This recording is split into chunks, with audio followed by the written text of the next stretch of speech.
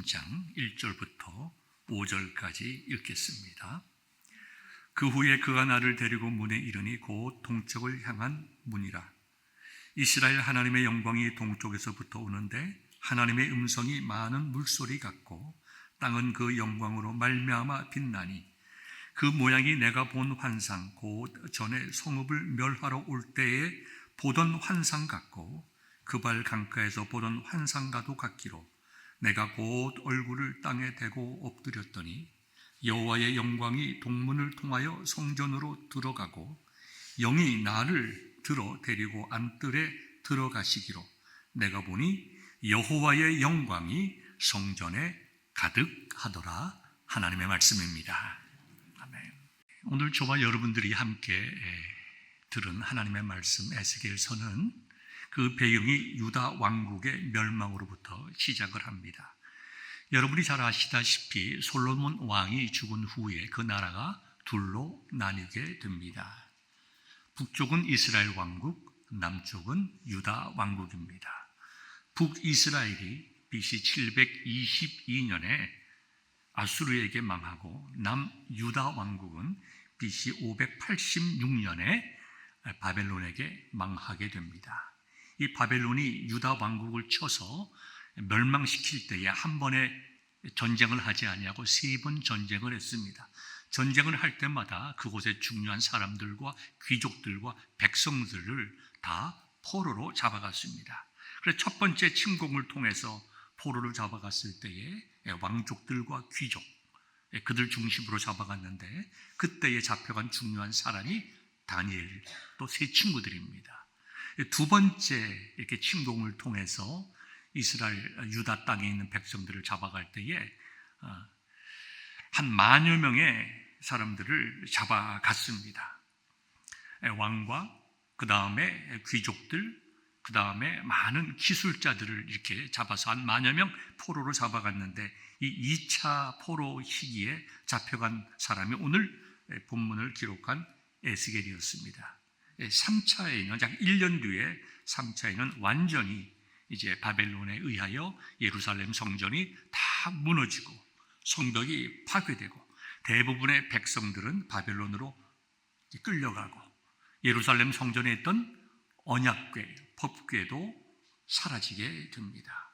하나님께서 예언하신 대로 이 백성들이 바벨론에서 70년 동안 포로 생활한 뒤에 하나님의 인도하심을 따라 다시 이제 예루살렘으로 돌아오게 되는 것을 여러분이 잘 아실 것입니다.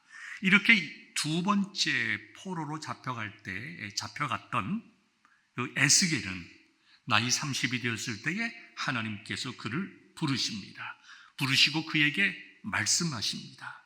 나가서 이 말씀을 선포하라. 그 말씀의 핵심이 심판과 회복입니다. 모든 그 예언서들이 그렇듯이 동일한 주제죠. 심판과 회복입니다. 그러니까 이 에스겔서는 에스겔이 바벨론 포로 시기에 잡혀가서 바벨론에서 환상 가운데 하나님의 뜻을 발견하고 유다 민족들에게 선포한 메시지가 바로 이 심판과 회복의 메시지가 에스겔서라고 하는 것을 우리가 잘 알 수 있습니다. 여기 심판의 이유는 여러분이 잘 아시다시피 이스라엘 백성들이 하나님을 떠나 우상을 섬긴 것 때문이었습니다. 우상을 섬겼다고 얘기하는 것은 하나님을 완전히 떠나고 우상을 섬긴 것은 아닙니다. 형식적으로 볼 때에 그들은 형식적으로는 하나님을 섬겼지만 그들의 실제의 삶 속에는 우상을 섬겼다는 것입니다. 그들이 제사도 드리고 그들이 절기도 지키고 외형적으로는 하나님의 백성처럼 사는 것처럼 보였지만 그들의 실제의 삶 속에서는 하나님의 백성답게 살지 못하고 이방 백성들이 행하는 그것을, 이방 사람들이 추구하는 그런 것들을, 이방 사람들이 하나님 모르는 사람들이 좋아하는 것들을 동일하게 원하고 취하고 어떻게 하든지 그것을 얻으려고 살아가다가 그들이 오랜 하나님의 참음 가운데서라도 돌아오지 않자 하나님께서는 그들의 더러움을 정결케 하시고 거룩하게 하셔서 하나님의 백성으로 다시 세우시기 위하여 그들을 고통 속에 집어넣었던 것입니다. 그것이 심판입니다. 그러나 동시에 이러한 심판의 모든 목적은 하나님께서 그 백성을 다시 한번 회복시키셔서 거룩한 하나님의 백성으로 세우시기 위함입니다. 하나님과 우상을 섬기지 말고 예수님의 말씀을 따르면 정말 하나님과 세상신 만몬을 섬기지 말고 오직 하나님만을 섬기고 오직 하나님의 입에서 나오는 말씀만으로 살고 하나님의 백성답게 거룩하게 살아갈 수 있도록 그들을 정화시키시고 그들을 회복시키시고 영광에 이르게 하신다는 것이 모든 선지서들의 공통의 주제이고 오늘 우리가 묵상한 에스겔서의 주제와도 같은 것입니다. 하나님께서 이제 에스겔을 부르십니다. 하나님의 사람으로 쓰시기 위하여 에스겔을 부르시는데요. 그 에스겔을 부르시는 장면이 에스겔서 1장 1절부터 3절에 나와 있습니다. 아주 우리에게 익사이팅한 말씀이 됩니다. 여러분들 성경 사작 가지고 계시면 1151페이지 한번 펴보시기 바랍니다. 에스겔서 구약성경 1151페이지입니다. 나머지 분들은 저희 말씀을 들으시기를 바랍니다. 30째 해, 일반적으로 30째 해라고 하는 것은 에스겔이 30살이 되었을 때에 넷째 달 초 닷새에 내가 그발 강가 사로잡힌 자 중에 있을 때에 이 그발 강가라고 하는 것은 바벨론의 교회를 얘기를 합니다. 바벨론 근처에 있는 그발 강가에서 많은 사로잡혀 온 자기 동족들, 바벨론 사람들이 보면 포로들, 노예들이죠. 좋게 말해서 포로들이지 실제로 노예들입니다. 노예로서의 삶을 살아갈 때에 굉장히 중요한 말씀이죠. 하늘이 열리며 하나님의 모습이 내게 보이니 여호야긴 왕이 사로잡힌 지 5년 그달 초 닷새라. 다시 말해서 에스겔이 여호야긴 왕과 함께 잡혀서 바벨론에 온 지 5년이 됐다는 얘기입니다.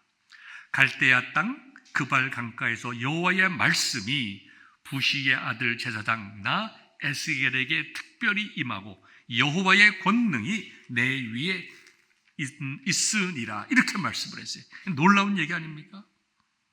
우리가요 에스겔서 37장을 먼저 보면 마른 뼈들이 살아나는 장면이 나옵니다. 하나님께서 에스겔을 인도하세요. 그래서 골짜기로 데려가셨는데 그 골짜기에 보니까 마른 뼈다귀들이 가득했다고 했어요. 그런데 그 마른 뼈다귀를 보니까 힘이 많고 아주 말랐더라. 죽은 지 오래됐다는 얘기입니다. 뼈까지 다 말라버렸습니다. 근데 하나님께서 이 에스겔에게 말씀하세요. 에스겔아, 이 뼈들이 능히 살 수 있겠느냐? 대답합니다. 주 여호와여, 주께서 아시나이다. 불가능하다는 얘기죠. 하나님, 인간이 할 수 없다는 얘기죠. 이 마른 뼈다구들, 바짝 마른 뼈다구들이 어떻게 다시 살아나서 사람이 될 수가 있겠습니까? 이거는 우리가 할 수 없습니다. 오로지 하나님만이 하실 수 있는 일입니다. 이렇게 고백을 합니다. 그랬더니 하나님께서 이렇게 말씀하십니다. 너는 이 모든 뼈에게 대언하여 말하라. 너희 마른 뼈들아, 여호와의 말씀을 들을지어다. 여기 마른 뼈들은 누굴까요? 하나님으로부터 떠나서 영적으로 죽은 자들을 말하는 것이죠. 하나님을 떠난 그 결과를 말하는 것입니다. 완전히 죽어서 소망이 없는 자들이에요. 살아날 수 있는 가능성이 전혀 없는 자들인데 하나님께서 에스겔을 통하여 그들에게, 그 뼈다구들에게 말씀하려는 것입니다. 영적으로 죽은 자들에게, 진노와 멸망 속에 있는 사람들에게 말하라는 것입니다. 내가 생기를 너희에게 들어가게 하리니 너희가 살아나리라. 하나님께서 사람이 할 수 없는 그 일을 하나님께서 그렇게 하시겠다는 것입니다. 6절을 보니까 너희 위에 힘줄을 두고 살을 입히고 가죽으로 덮고 너희 속에 생기를 넣으리니 너희가 살아나리라. 또 내가 여호와인 줄 너희가 알리라. 자, 마른 뼈들에게 가서 선포하라는 거예요. 내가 너희 위에 힘줄을 두고 살을 입히고 가죽으로 덮고 너희들에게 생명을 주리니 너희가 살아나고 너희가 살아남으로 내가 너희를 살린 하나님 것을 알게 될 것이다. 이 말씀을 에스겔을 통하여 선포하게 하셨습니다. 그리고 하나님께서 그 말씀대로 하셨는데 에스겔 37장 10절에 보니까 곧 살아나서 일어나 서는데 극히 큰 군대더라고 얘기했습니다. 죽은 뼈다구들을 살려서 하나님의 군사로 만드셨다는 것입니다. 이게 뭘까요? 죽은 뼈다귀가 살아나는 것으로 그치지 아니하고 나가서 싸워 전쟁을 할 수 있는 군대가 되었습니다. 하나님께서 죽은 자들, 멸망받은 자들을 살리시고 하나님의 군사로 싸우셔서 우리가 지금까지 구속사적인 우리 하나님의 그 구속의 역사를 공부하는 것에 맞춰 본다면 하나님의 나라를 확장해 나가는 데 사용하시는 놀라운 군대로 만드셨다는 것입니다. 이러한 일들을 하시기 위하여 하나님께서는 에스겔을 부르셨습니다. 에스겔이 그저 가만히 있는데 하나님께서 부르셨을까요? 나는 그렇게 생각하지 않습니다. 에스겔서에 구체적으로 나와 있지는 않습니다. 그러나 제사장이었던 에스겔이 마음의 아픔을 안고 망해버린 자신의 고국, 특별히 성전이 무너지고 그 다음에 성벽이 무너지고 제사장들이 다 끌려오고 모든 백성들이 뿔뿔이 흩어진 이 고난과 고통의 순간에 하나님 이 백성을 불쌍히 여겨주시고 우리를 회복시켜 주시고 죽은 우리를 살려주옵소서, 우리를 새롭게 구원하여 주옵소서 간절히 하나님 앞에 기도했을 것이라고 저는 믿습니다. 그때에 나라를 위하여 기도하고 민족을 위하여 기도하고 죽은 영혼들을 위하여 기도하며 회복을 소망하며 하나님께 소망을 두는 에스겔을 부르셔서 그에게 놀라운 역사를 이루셨는데요, 하늘이 열리며 하나님의 모습이 내게 보였다고 했습니다. 이게 얼마나 놀라운 일입니까? 그리고 하나님의 말씀이 자신에게 임하고 그 말씀을 선포할 수 있는 능력도 하나님께 주셨다고 했어요. 여러분, 이게 우리가 가져야 할 모습 아닙니까? 저와 여러분들에게 하늘 문이 열려야 돼요. 하늘에 하나님의 모습이 우리에게 보여야 되고 말씀이 나에게 임하여야 되고 권능이 우리 속에 임하여야 되는 거예요. 그래야 우리가 군사가 되는 것입니다. 여러분, 사람들은 교회를 두 가지 얘기를 합니다. 유람선 교회와 전투함 교회. 여러분은 어떤 교회가 바른 교회라고 생각하십니까? 교회 가면 평안도 있고 기쁘고 다 감사하죠. 즐겁죠. 감사한 일이죠. 그러다 거기서 그치는 것이 아닙니다. 세상적인 즐거움과 세상적인 기쁨과 나 자신 한 사람의 개인의 영광과 잘됨이 아니라 하나님께서 우리를 불러주셨으니 우리로 하여금 회복시키시고 마른 뼈와 같았던 우리들에게 새로운 살을 붙여주시고 힘줄을 붙여주시고 가죽을 붙여주셨으니 이제는 우리가 하나님의 나라를 위하여 세상에 나가서 영적 전쟁을 싸워야 할 군사라고 하는 것을 분명히 깨닫는 것이 매우 중요합니다. 제가요, 신학교 다닐 때 4학년 때 참 힘들었습니다. 여러 번 간증을 한 대로 몸도 많이 아파서 정말 죽는 줄 알았습니다. 또 신앙적으로도 굉장히 어려웠습니다. 목사가 되기 위해서 신학교를 간 것이 아니었기 때문에 공부도 별 재미가 없는 것 같고 생활도 힘들고 여러모로 어려워서 신학교를 그만둘까 말까를 참 고민하던 그런 때에 제가 옆 교회에 부흥회를 갔습니다. 세인트루이스 제일장로교회라고 하는 같은 교단 PC의 교회였는데요. 거기에서 이제 목사님이 이제 부흥 강사로 오셨습니다. 뉴욕에 계시던 이영희 목사님이십니다. 지금부터 거의 3, 4년 전의 이야기를 제가 하고 있는 것입니다. 부흥회를 참석했는데요. 부흥회를 하는데 목사님이 간증을 해요. 어떤 간증을 하시냐 하면, 그 목사님이 다 전도사들, 신학교 학생들이니까 서너 명의 학생들이 대천 해수욕장에 여름에 수영을 하러 갔다는 겁니다. 열심히 재밌게 놀고 있는데 한 전도사님이 안경이 그냥 바닷물에 빠졌어요. 그 큰일이죠. 그래서 같이 갔던 전도사님이 다 열심히 안경을 찾는데 안경을 안 찾아지는 거예요. 근데 그 중에 한 전도사님이 그래드리는 거예요. 우리가 지금 이럴 게 아니다. 우리가 먼저 좀 열심히 기도하고 다시 한번 찾아보자. 그래 그들이 다 나와서 찾는 것을 중지하고, 여러분 파도가 왔다 갔다 하니까 시간이 갈수록 더 찾기 힘든 거지만 그들이 다 나와서 모래사장에 앉아서 열심히 기도했다는 거예요. 하나님, 잃어버린 안경 찾게 해주옵소서. 그리고 찾았다는 거예요. 어떻게 보면 별 이야기 아닙니다. 근데 그것이 내 마음을 때렸어요. 너는 신학교에 와서 공부를 하면서 신학교를 그만둘 것인가 말 것인가를 많이 생각하고 고민하지만 너는 그 문제를 두고 하나님 앞에 얼마나 바르게 진실되게 기도했니? 그게 내 마음을 탁 때리는 거예요. 얼마나 눈물이 터지는지. 그 30몇 년 전인데도 그때 비디오 촬영을 했습니다. 부흥회 할 때. 앞에서 성도들을 비치는 분이 우는 저만 비치는 게, 좀 카메라 좀 치웠으면 좋겠는데, 그래도 그것이 부끄럽지 않고 펑펑펑펑 울었습니다. 그렇구나. 내가 신학교에 온 것이 하나님의 뜻이 있을 텐데 내가 신학교를 마칠지 말아야 할지, 이것에 대해서 진지하게 기도하고 하나님의 음성을 듣기보다 내가 내 생각대로, 내 판단대로 내가 지금 지내고 있구나.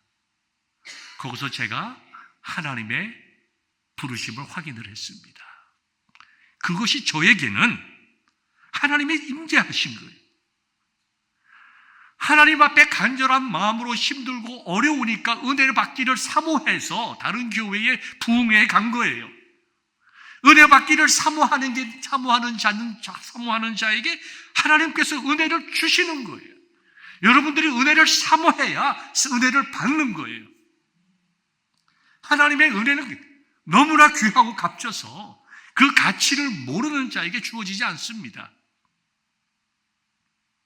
우리가 예수님 믿는 자라면 내가 변화되고 내가 하나님의 말씀대로 살아가고 나에게 맡겨진 소명이 무엇인지를 확인하고 살아갈 수 있도록 하나님의 은혜를 구해야 돼요.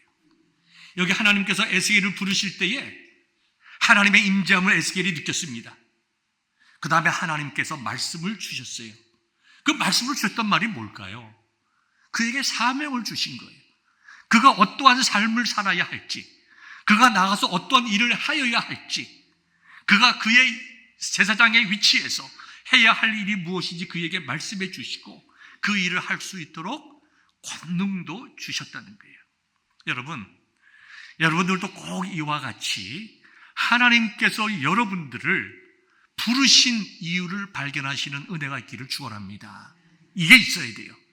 이게 있어야 그때부터 신앙생활이 바르게 시작되는 거예요. 저는 목사의 아들이었습니다. 평생 교회에서 살았습니다. 그리고 신학교도 갔습니다. 여러 가지 이유를 통해서 하나님의 일을 하는 것이 기쁘고 바른 일인 줄 알았지만, 그러나 저에게 내 삶을 통해서 목표의 현장으로 인도하시는 하나님의 부르심이 있었기에 저는 여러 가지 어려움이 있지만 이 소명에 대해서 이 소명의 끈을 놓은 적이 없습니다. 그리고 여러 가지 어려움이 있었지만 하나님께서 은혜를 주셔서 제가 서 있는 자리에서 맡겨진 일을 감당하게 하셨습니다. 사랑하는 성도 여러분, 이와 같은 은혜가 반드시 여러분들에게 있기를 원합니다. 저는 오늘 본문의 말씀을 가지고 세 가지를 짧게 말씀을 드립니다. 첫 번째는 약속의 말씀을 붙잡고 회복되기를 소망하시길 바랍니다. 하나님께서는 이스라엘 민족에게 말씀하셨어요. 여러 민족들에게 여러 선지자들을 통해서 말씀하셨습니다. 너희가 지금 포로로 잡혀가지만 반드시 예루살렘으로 돌아오게 될 것이다. 회복의 말씀을 선포하셨습니다. 이스라엘 민족들은 이 회복의 말씀을 붙잡고 그들이 기도하며 살아갔습니다. 마치 마른 뼈다귀와 같았지만 하나님께서 정말 주권적으로 하나님의 때에 그 마른 뼈다귀를 살리게 하시는 것처럼 이스라엘 민족을 살리실 것이다. 그렇다면 하나님께서 내 삶을 통하여 분명히 말씀하시고 회복시킬 것이 있다는 것을 깨닫고 여러분들이 회복되기를 소망해야 됩니다. 신앙생활이라고 하는 것은 날마다 자라다는 것입니다. 우리의 신앙생활이 과거에 머무르면 안 됩니다. 우리의 신앙생활이 10년과 오늘과 비교해서 달라진 것이 없다면 우리는 다시 한번 회복되어야 됩니다. 마른 뼈다귀와 같이 된 것입니다. 우리가 작년과 올해를 비교해 보더라도 내 신앙이 얼만큼 자라났는가 날마다 경험하고 우리가 확인해야 됩니다. 그래서 하나님께서 나를 부르셨으니 나의 부족한 면이 지금 이렇지만 하나님께서 나를 회복시켜 주실 것이다. 에스겔을 부르시고 그에게 말씀하시고 그에게 그런 삶을 살아갈 수 있도록 능력 주신 것처럼 하나님이 나를 왜 예수 안에서 부르셨는가, 나를 왜 이 교회에 보내시고 직분을 주시고 나로 하여금 신앙생활을 하게 하시는가, 하나님께서 지금 이 시간 나에게 원하시는 것이 무엇인가, 내가 거기서 얼마나 멀리 떨어져 있는가, 우리 자신들을 발견하고 회복되기를 소망하며 우리를 회복시키시고 하나님의 놀라운 군사로 삼으시기 원하는 좋으신 하나님께 소망을 두고 믿음으로 살아가는 저와 여러분 될 수 있기를 바랍니다. 두 번째는 우리는 하나님께서 나의 삶 속에 역사하심을 우리가 소망하며 살아야 됩니다. 예루살렘 성전이 파괴되었을 때에 성전에 있던 언약궤도 소실되었습니다. 여러분, 언약궤라고 하는 것은 이스라엘 백성들의 관점에서 보면 하나님께서 우리와 함께 하시는 임재의 상징이었습니다.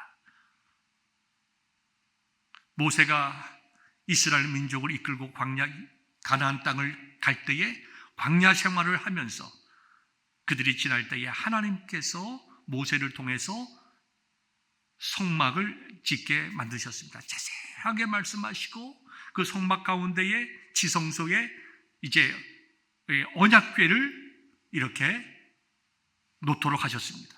그리고 그 언약궤 안에는 아론의 쌍난 지팡이, 그 다음에 만나를 담은 황금 항아리, 그 다음에 하나님께서 친히 써주신 그 십계명, 그 돌판 2개를 거기다가 집어넣었습니다. 그래서 하나님께서 이스라엘 백성으로 하여금 성막 중심의 삶, 특별히 이 법궤 중심의 삶을 살아갈 수 있도록 하셨습니다. 하나님께서 그 성막을 통하여 이스라엘 민족을 만나시고 이스라엘 민족에게 말씀하시고 이스라엘 민족의 예배와 즉 제사를 받으시고 그들의 죄를 용서하시고 그들에게 복을 주셨습니다. 그런데 생각해 보십시오. 예루살렘 성전이 무너져 버렸습니다. 그것들도 이교도인 바벨론 사람들에게 다 무너지고 말았습니다. 철저하게 멸망됐습니다. 언약궤도 사라졌습니다. 이들이 어디서 예배를 드릴 거예요? 그들의 마음속에는 예배드릴 장소가 없는 거예요. 이제는 하나님께서 우리를 떠났다고 생각하는 거예요. 하나님께서 우리의 죄 때문에 떠나셨다. 우리나라가 망한 것은, 우리 민족이 이렇게 잡혀온 것은, 이와 같이 노예가 된 이유는 우리의 죄로 인하여 하나님께서 우리를 떠나셨기 때문이다. 그 떠나심에 대한 확신이 뭐예요? 예루살렘 성전의 파괴와 언약궤가 사라진 것입니다. 그러나 그들이 하나님을 만나기에 불가능한 것처럼 보였지만 하나님께서는 여전히 그들과 함께 하시고 그들 마음속에 역사하심으로 성전 없이도 언약궤가 없이도 그들이 하나님께 기도하며 예배하며 하나님을 소망하게 하셨다는 것입니다. 그럴 때에 하나님께서 에스겔을 통해서 새로운 성전과 새로운 예루살렘을 보여주는 것이 곧 에스겔서 후반부에 나와 있습니다. 오늘 우리가 읽은 본문의 말씀이 이제 회복된 성전을 말씀하고 있는 것이죠. 오늘 본문 에스겔서 43장을 보면 1절에 이렇게 기록되어 있습니다. 그 후에 그가 나를 데리고 문에 이르니 곧 동쪽을 향한 문이라. 동문으로 인도하셨습니다. 2절 보니까 이스라엘 하나님의 영광이 동쪽에서부터 오는데 하나님의 음성이 많은 물소리 같고 땅은 그 영광으로 말미암아 빛났다고 했습니다. 하나님께서 그 무너진 그 예루살렘 그 성전에 새롭게 세워진 그 성전 안으로 떠나가신 하나님께서 다시 돌아오시는 것을 환상 속에 보여주셨다 이거죠. 동쪽 문으로 떠나셨던 하나님께서 다시 그 동쪽 문으로 들어오셨다. 그 모양을 보니까 하나님께서 돌아오는 모양을 보니까 3절이죠. 내가 본 환상 곧 전에 성읍을 멸하러 올 때에 보던 환상 같고 그 발 강가에서 보던 환상과도 같기로 내가 곧 얼굴을 땅에 대고 엎드렸다고 했습니다. 사람의 생각에 바벨론이 예루살렘 성전을 무너뜨렸다고 생각하죠. 근데 지금 이 본문의 말씀은 누가 무너뜨리신 겁니까? 하나님께서.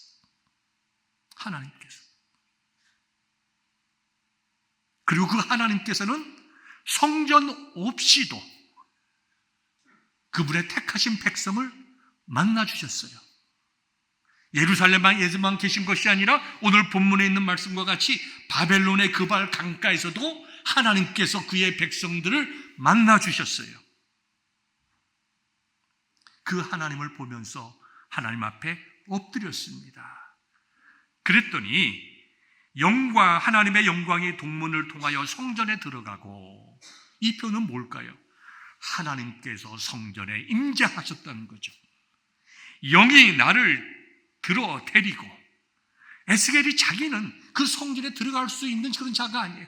여전히 죄인 속 죄인이지만 영이라고 하는 성령님을 말씀하는 거예요. 성령님이 에스겔을 들고 성전 안뜰로 들어갔다 이거죠. 그래 들어가 보니 여호와의 영광이 성전에 가득하더라. 이 여호와의 영광은 과거에 모세가 성막을 지었을 때 있었던 하나님의 영광이고, 솔로몬이 예루살렘 성전을 하나님께 봉헌할 때에 나타났던 하나님의 영광이고, 그 다음에 오늘 에스겔이 본 영광은 앞으로 만들어질 정말 참된 성전에 임할 하나님의 영광을 이와 같이 예언하신 것입니다. 얼마나 놀랍고 기뻤겠어요. 자기는 고통 가운데, 슬픔 가운데, 예루살렘 성전이 이제 다 무너졌기 때문에 이제 우리가 어찌할꼬, 어디서 하나님을 만나며 어디서 하나님께 예배드릴꼬. 그가 영적인 고통 속에 있었음에도 불구하고 하나님께서 그를 택하시고 그로 하여금 마른 뼈들과 같은 이스라엘 민족에게 생명의 말씀, 새로운 생명에 대한 말씀을 선포해서 그들을 통하여 하나님의 놀라운 영적 군대를 만들 것을 말씀하시고, 그 다음에 정말 아름답고 완전하고 완벽한 성전을 보여주시고 거기에 임재하신 하나님의 영광을 보게 하셨다는 것입니다. 하나님은 특정한 곳에 계시는 분이 아닙니다. 모세의 성막 속에 계셨던 하나님, 솔로몬의 정말 성전에 계셨던 하나님이 이 시간 저와 여러분의 심령 속에 계시는 것을 우리가 믿어야 그것이 하나님의 임재를 경험하는 첫 걸음이 되는 것입니다. 하나님께서는 성막을 통해서 백성들을 만나주셨어요. 하나님께서는 성전의 예배를 통해서 그들을 만나주셨어요. 그러면 이제는 하나님께서 우리를 어떻게 만나주실까요? 예배당을 통해서 만나주십니까? 이 건물을 통해서? 어떻게 만나 주실까요? 거기에 대한 해답이 요한복음 4장에 나와 있습니다. 사랑하는 성도 여러분, 유다 백성들이 이제 솔로몬 성전에다가 언약궤를 앉힐 때에 그것을 뚜껑을 열어보았다고 말씀했습니다. 언약궤 뚜껑을 열어보았죠. 보았더니 만나를 담은 황금 항아리와 아론의 쌍난 지팡이는 없어지고 두 돌판만 남아 있었다고 했습니다. 이미 여러분들에게 설교를 통해서 말씀드린 것과 같이 만나를 담은 황금 항아리는 생명의 떡이 되시는 예수님을 상징하는 것이라고 말씀드렸어요. 아론의 쌍난 지팡이, 죽은 막대기, 마른 막대기가 거기에 싹이 나고 잎이 나고 열매를 맺는 것처럼 예수 그리스도의 죽음과 부활하심을 예표하는 것이라고 했습니다. 하나님의 말씀 역시 진리이신 예수 그리스도를 예표한다고 말씀을 드렸습니다. 다시 말씀드려서 언약궤, 즉 법궤라고 하는 것은 예수 그리스도를 나타내는 거예요. 하나님께서 법궤, 이스라엘 백성들이 하나님을 만나기 위해서 모세의 성막에 갔습니다. 그들의 마음은, 그들의 눈은 어디에 있을까요? 외형적인 텐트에 있었을까요? 지붕에 있었을까요? 아니지요. 그들의 마음은 지성소에 안치되어 있는 언약궤입니다. 하나님이 저기 계시다. 저기서 우리에게 말씀하시고 우리를 치유하시고 우리에게 복을 주신다. 언약궤가 성막의 핵심이요, 하나님의 임재의 상징이요, 두려움과 경외와 영광의 대상이었다는 것입니다. 성전도 마찬가지죠. 이스라엘 백성들이 솔로몬 성전에 가서 예배를 드릴 때에 아름다운 성전도 귀하기도 귀하고 보는 것이 좋았지만, 그러나 그들의 신앙의 핵심은 어디에 가 있습니까? 언약궤가 있는 거예요. 하나님께서, 다시 말씀드려서, 이 언약궤를 통하여 이스라엘 민족들을 만나시고 그들에게 죄를 용서하시고 말씀하시고 복을 내리셨다는 거예요. 성막의 핵심도 언약궤고 성전의 핵심도 언약궤였다. 이스라엘 백성들의 신앙의 핵심이 법궤였다는 얘기입니다. 그런데 그 법궤가 무엇일까요? 그것이 곧 그리스도 예수님이셨다 이거죠. 우리는 잃어버린 법궤를 찾을 필요가 없습니다. 그리고 하나님을 우리가 만났습니다. 그분이 곧 완전한 하나님이시요 완전한 인간이신 예수, 우리의 구세주 그리스도이십니다. 그래서 하나님께서는 과거에 법궤를 통해서 성막에서 만나주시고 성전에서 만나주시고 법궤가 사라진 후로는 어디에 있든지 이스라엘 백성을 만나주셨던데, 이제는 예수 그리스도를 통하여 우리를 만나주신다는 것입니다.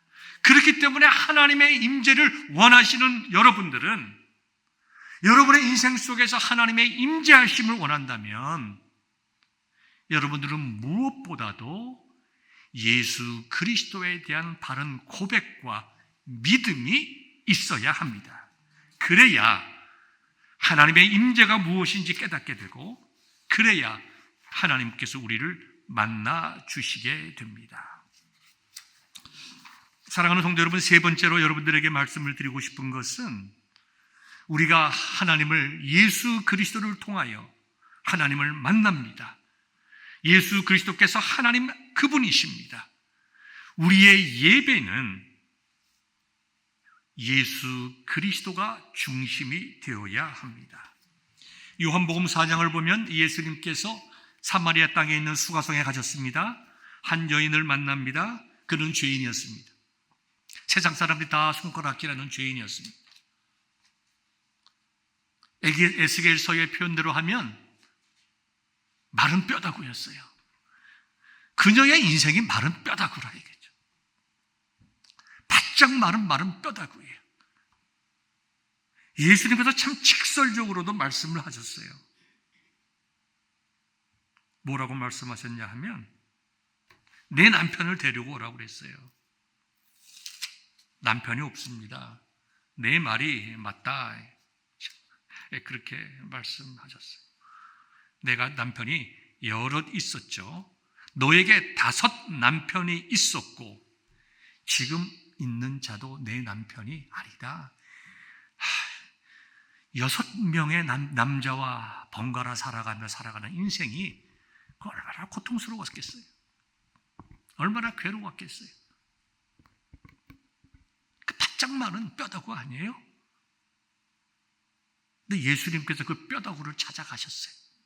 찾아가셔서 그에게 에스겔서에 있는 말씀과 같이 살아나게 하셨다.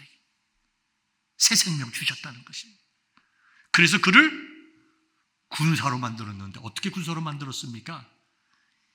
정말 동네 사람 보기에 창피해서 남들 다 쉬는 가장 뜨거운 때에 혼자 몰래 부끄러워서 물길로 올 수밖에 없었던 그 여인이, 그 마른 뼈다구처럼 살았던 그 여인이 예수님의 임재를 경험하고 나니까, 하나님을 만나고 나니까 그가 군사가 되어서 담대하게 마을로 들어가서 동네 사람들이여 다 나와라, 내가 나왔다, 내가 여기 있다. 그들을 다 예수 그리스도 앞으로 데리고 나오잖아요. 군사가 되었다. 능력 있는 군사가 되었고, 에스겔과 같이 예수 그리스도의 말씀이 그에게 임하고 예수 그리스도의 능력이 그에게 임하자 그는 담대하게 그리스도의 정말 예언자가 되었다 이거죠. 사랑하는 성도 여러분, 예배라는 것은 이런 것입니다. 예수님 만나는 것이에요. 예수님을 통하여 우리가 하나님께 나아가는 것입니다. 예수님께서는 23절에 이렇게 말씀하셨어요.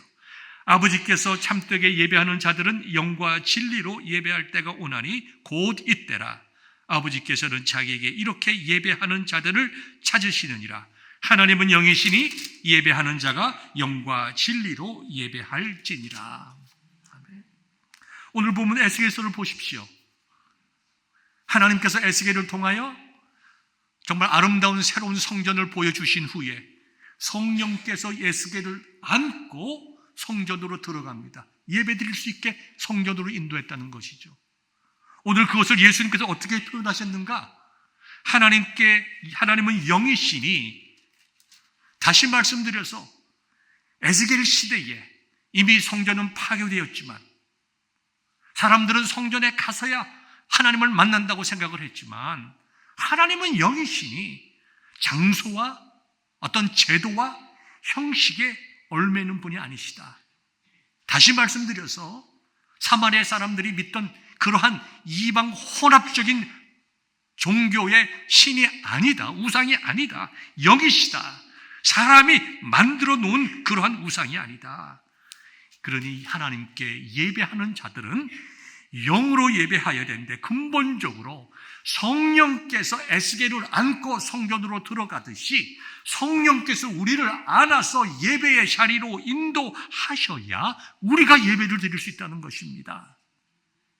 그래서 여러분들에게 수없이 강조하는 것이, 우리가 예배를 드린다고 하는 것은 성령께서 우리를 인도하여 예배의 자리로 우리를 안아서 데리고 오셨기 때문에 저와 여러분들이 하나님 앞에 나아가는 거예요. 이게 얼마나 어메이징한 은혜입니까?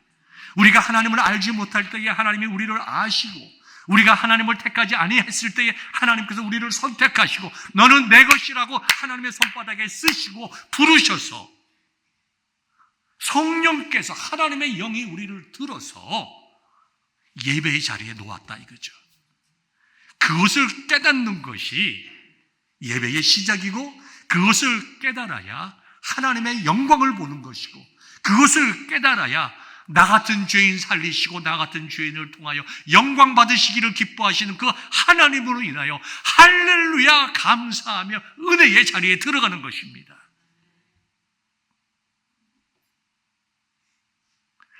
다 성령님이 하시는 일이에요.